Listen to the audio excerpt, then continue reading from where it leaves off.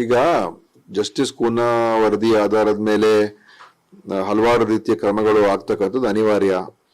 ಯಾಕೆಂದ್ರೆ ಅವರ ಒಂದು ಅಬ್ಸರ್ವೇಷನ್ಸ್ ಏನಿದೆ, ಬಹಳಷ್ಟು ದೊಡ್ಡ ಪ್ರಮಾಣದಲ್ಲಿ ಭ್ರಷ್ಟಾಚಾರ ಆಗಿದೆ, ದೊಡ್ಡ ಪ್ರಮಾಣದಲ್ಲಿ ಸರ್ಕಾರದ ಬೊಕ್ಕಸಕ್ಕೆ ನಷ್ಟ ಆಗಿದೆ, ಅನೇಕ ಕೆಲವು ಕಡೆ ಅನಾವಶ್ಯಕವಾಗಿ ಬಹಳ ದೊಡ್ಡ ಹೆಚ್ಚಿನ ಬೆಲೆಯನ್ನು ಕೊಟ್ಟು ಖರೀದಿ ಮಾಡಿರತಕ್ಕಂಥದ್ದು, ಕೆಲವು ಕಡೆ ಬೋಗಸ್ ಕಂಪನಿಗಳಿಗೆ ಆರ್ಡರ್ಗಳು ಕೊಟ್ಟಿರುವಂಥದ್ದು, ಕೆಲವು ಕಡೆ ಬೇರೆ ಬೇರೆ ಪ್ರೊಸೀಜರ್ ಲ್ಯಾಪ್ಸಸ್ ಆಗಿರುವಂಥದ್ದು, ಹಲವಾರು ವಿಚಾರಗಳಿದೆ.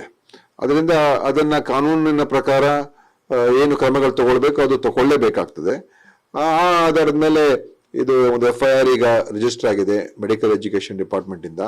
ಎಲ್ಲೆಲ್ಲಿ ಯಾರ್ಯಾರು ಈ ತನಿಖೆಯಲ್ಲಿ ಎಲ್ಲಿ ತಪ್ಪಾಗಿದೆ ಅವರಿಗೆ ಶಿಕ್ಷೆ ಆಗ್ತಕ್ಕಂಥದ್ದಕ್ಕೆ ಈ ಒಂದು FIR ಈಗ ರಿಜಿಸ್ಟರ್ ಆಗಿದೆ.